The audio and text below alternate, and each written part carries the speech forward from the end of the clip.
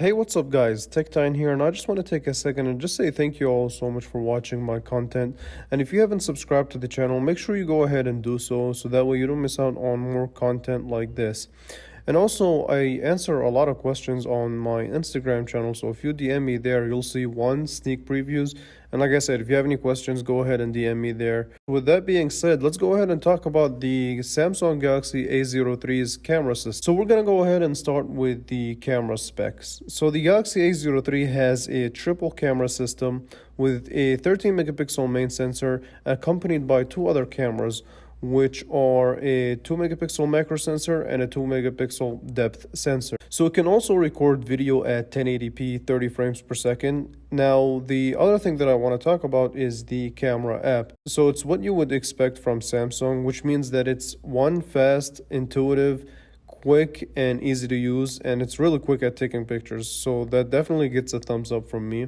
Especially at a phone under $100, you would expect that the camera app would be slower than the higher end phones, but really it's not. Now, let's talk about picture quality and photo quality in general, starting with how well this camera can capture color.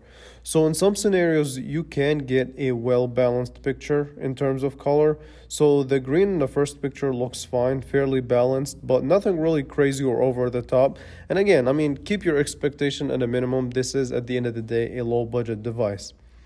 And in the next image, you can see that when introduced to more than one color, it kind of struggles. So the chair is supposed to be white and black, but the processing of the image is trying to blend it in with the wall, which is also off color. But the orange, though, is fine. It's not crazy, though. I wish it was just a little bit more saturated and just pops a little bit more. However, you can see that the white on the chair is really kind of a pale blue, and like I said, it's part of the image processing that tries to blend in the color with the background, which is kind of annoying. In conclusion, in this picture, when introduced to multiple colors, this camera does struggle. Now, in the next picture, I really wanted to test the bokeh effect, and to me it seems mild, so not really aggressive, which is not really a bad thing.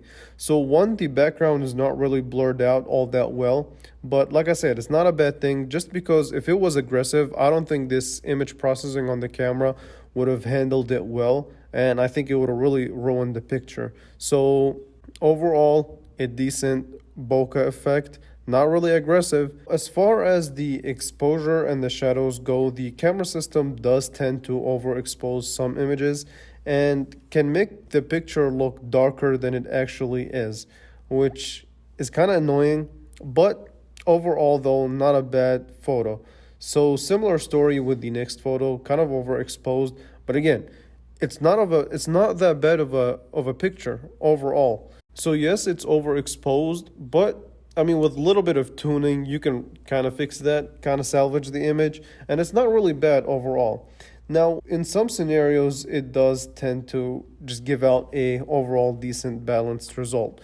So yeah, it just depends on what you take pictures of, so keep that in mind. So one of the things that really surprised me of this budget phone is that it can handle dynamic range fairly well. So it's not the best thing in the world. For this picture where you can see that the sky is in focus and decently exposed, and the trees are also showing some decent shadows and kind of fine detail, it's kind of well balanced. So definitely gets a thumbs up from me.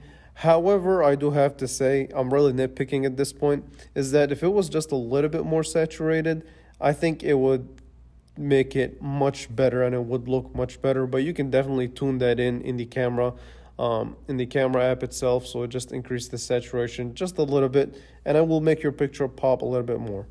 Now, as far as the video quality goes, here's a sample and we'll talk about it later.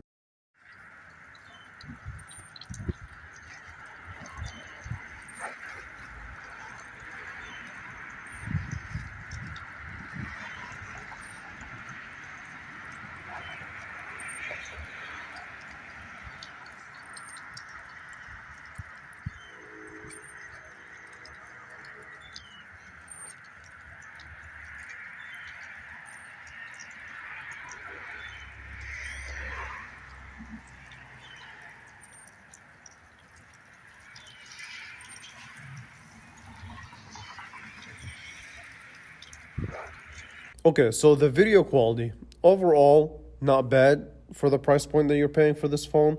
However, it does lack on detail, and its biggest struggle, really, other than detail, is focusing on subjects. So I tried to get the camera app to focus in on my hand, but it struggled to capture it and it struggled to focus.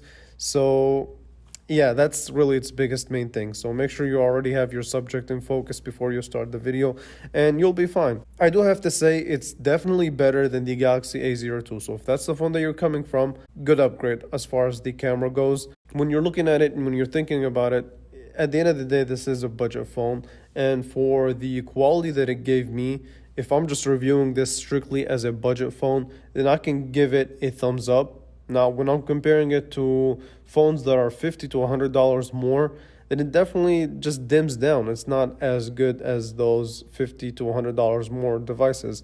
So, an example would be the Galaxy A13 5G. I did a camera review, I'll leave it in the description below. Slightly better in image quality.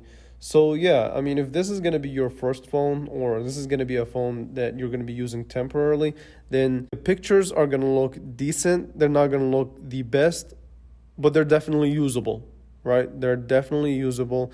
And like I said, in some scenarios, you will get better results than other. And low light, I just want to touch up quickly on that. Low light is horrible. I would not really recommend it at all. I tried to take a couple of pictures in low light. I would share it with you. I'll probably share it on my Instagram, so follow me there. But they're really not that good. They're really nothing impressive. So thank you all so much for watching this one. If you enjoyed it, leave a thumbs up. Make sure you subscribe to the channel, and I will definitely catch you guys in the next video.